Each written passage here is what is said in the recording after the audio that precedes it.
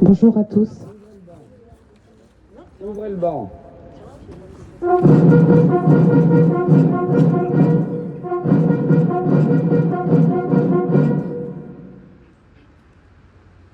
Au drapeau.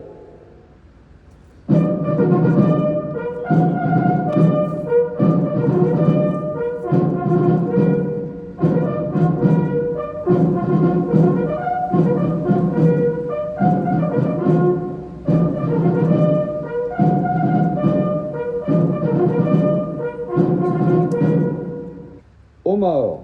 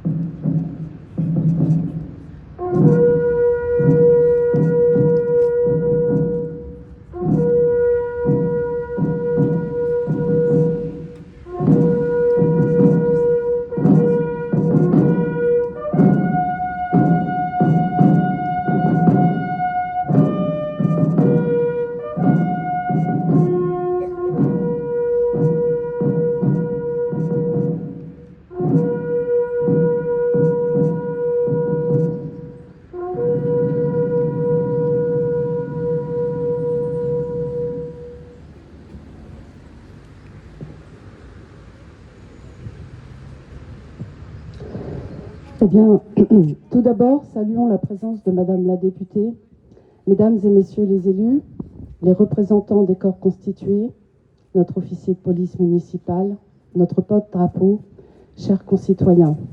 Je vais laisser la place à Madame la députée pour lire le discours de Monsieur le ministre des Armées.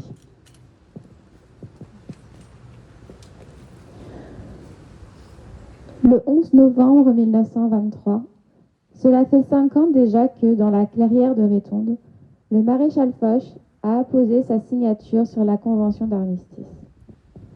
5 ans déjà que Clémenceau a présenté l'armistice à la Chambre des députés, saluant l'Alsace et la Lorraine retrouvées, honorant nos gros morts qui ont fait cette victoire.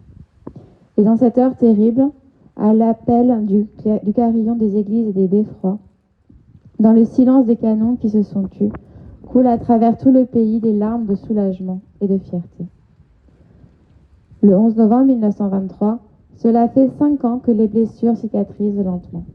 Sur les visages des gueules cassées, dans le cœur des veuves, dans la solitude des orphelins, devant les tombes ouvertes pour un fils ou un père, au pied des monuments aux morts dont s'est couvert le pays, les Français sont devenus des sentinelles de l'oubli. Le 11 novembre n'est plus seulement une date, c'est devenu le rassemblement de tous les Français. C'est le 11 novembre 1920 quand le soldat inconnu est porté sous l'arc de triomphe pour ne jamais oublier le prix de la victoire. C'est le 11 novembre 1923 quand André Maginot allume la flamme, présence vivante du souvenir des morts. Une flamme qui ne s'est plus jamais éteinte depuis. C'est le 11 novembre 1940 quand, dans le désarroi des consciences, les lycéens et les étudiants de Paris font de la flamme un symbole de résistance. Quand chez nos compatriotes alsaciens et mosellans coupés de leur patrie, la résistance s'organise. C'est le 11 novembre 1943 quand les résistants de l'Inde dévancent la libération en défilant dans Oyonnax. C'est aussi le 11 novembre 1944 quand la France retrouve le droit de célébrer la victoire. Alors, face aux noms inscrits sur les monuments devant lesquels nous sommes rassemblés, nous nous souvenons de tous les morts pour la France qui trouvent le repos dans nos mémoires reconnaissants. Nous nous souvenons de l'adjudant-chef Nicolas Latourte, du sergent-chef Baptiste Gauchot et du sergent-chef Nicolas Mazier, tous 3 morts pour la France en 2023. Le 11 novembre est dédié à tous ceux qui sont tombés pour défendre notre nation, notre liberté, nos valeurs, sur notre sol comme en opération extérieure. Ils ont des droits sur nous, comme nous avons des devoirs à leur égard. Alors portons lucidement leur héritage, car c'est en honorant leur sacrifice que se construit l'avenir de notre nation, sans jamais douter de notre capacité à nous relever des plus grands périls. Et portons fièrement le bleuet de France, cette fleur dont l'éclosion ramenait la vie sur la terre déchirée des champs de bataille, qui désormais honore les morts et soutient ce qui reste. Aujourd'hui, la flamme brille sous l'Arc de Triomphe depuis 100 ans, durant lesquels les Français n'ont jamais cessé de clamer « Vive la République et vive la France ». Merci.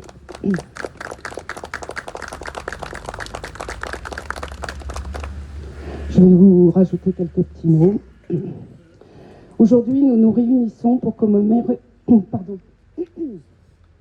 Aujourd'hui, nous nous réunissons pour commémorer un moment crucial de notre histoire, la fin de la Première Guerre mondiale, signée le 11 novembre 1918. Cette guerre si dévastatrice, avec près de 10 millions de morts et 21 millions de blessés dans le monde, dont près d'1,4 million de morts et 4 millions de blessés en France, qui marque de tant de nos ancêtres. Il est de notre devoir de nous rassembler et de nous souvenir des sacrifices et des souffrances endurées par ceux qui ont vécu cette sombre période qui aura duré trop d'années. La Grande Guerre a façonné notre nation de manière profonde. Elle a réuni des citoyens de tous horizons, de toutes classes, dans un effort et un sacrifice commun, en son cœur pour défendre nos valeurs et notre liberté au prix de batailles sanglantes et de pertes humaines massives. Pourtant, au milieu de cette obscurité, des actes d'héroïsme, de solidarité et de résilience ont surgi. Les soldats ont fait preuve d'un courage inébranlable et les civils d'une détermination soutenue et infaillible. La Première Guerre mondiale a laissé des cicatrices profondes, mais elle a également montré le courage, la force et la volonté humaine de surmonter l'adversité. Aujourd'hui, en nous remémorant les événements de cette guerre, nous honorons la mémoire de ceux qui ont servi et sacrifié leur vie, encore hélas en 2023, comme l'adjudant-chef Nicolas Latourte, le sergent-chef Baptiste Gauchot et le sergent-chef Nicolas Mazier, tout droit mort pour la France cette année. Nous nous engageons à ne jamais oublier les leçons apprises et à toujours œuvrer pour un avenir de paix et de réconciliation. Faire qu'ensemble soit construire un monde où le dialogue et la diplomatie prévalent sur la violence et les conflits. C'est notre devoir envers ceux qui ont souffert et péri pour notre liberté. Vive la République et vive la France.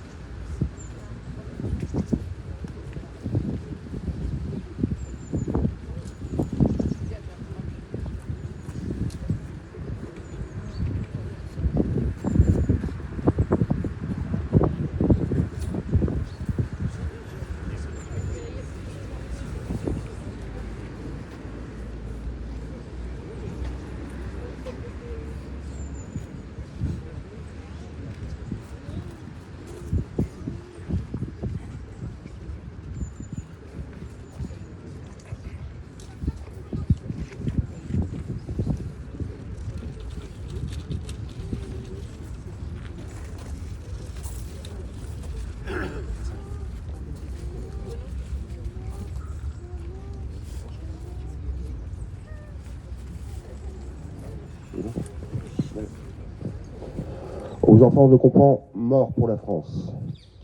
Dalbeg, Azéma, mort pour la France. Dufour, Désiré, mort pour la France. Gibert, Marcel, mort pour la France. Huot, Armand, mort pour la France. Leroy, Émilie, mort pour la France. Leroy, Louis, mort pour la France. Leroy, Maurice, mort pour la France. Lamouche, Georges, mort pour la France. Maurice, Louis, mort pour la France. Malingre, Louis, mort pour la France. Plâtre, Émile, Léon, mort pour la France. Gouzien, Joseph, mort pour la France. Corral, Pierre, mort pour la France.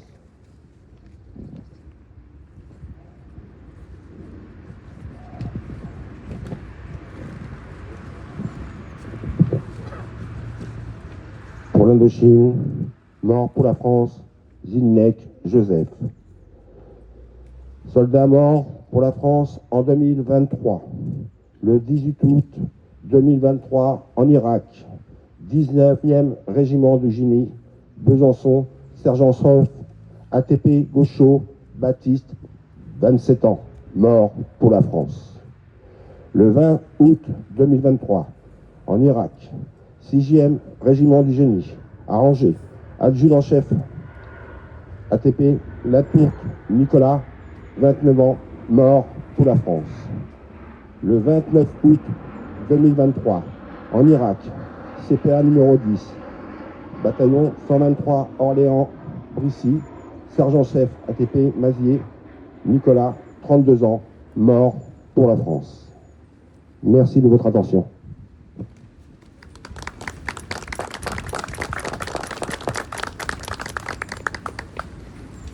Honneur aux soldats inconnus.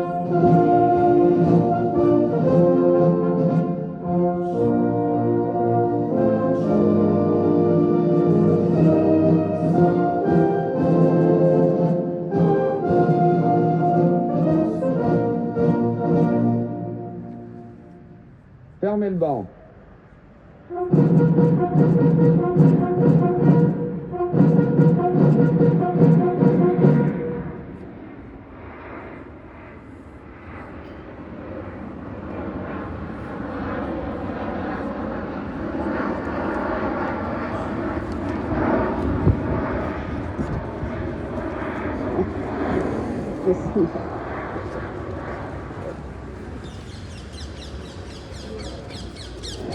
C'est un honneur de reprendre la parole pour clôturer cet instant mémoriel. J'exprime ma gratitude envers les personnalités, les élus et les habitants qui se sont rassemblés aujourd'hui en ces temps obscurs. Votre bienveillance, votre solidarité, notre unité sont une lueur d'espoir pour nos libertés, garantes de notre universalisme républicain. Votre présence fait la démonstration que la meilleure des solutions reste la paix et je vous en remercie. Nous allons maintenant rejoindre la salle des mariages pour prendre un verre ensemble.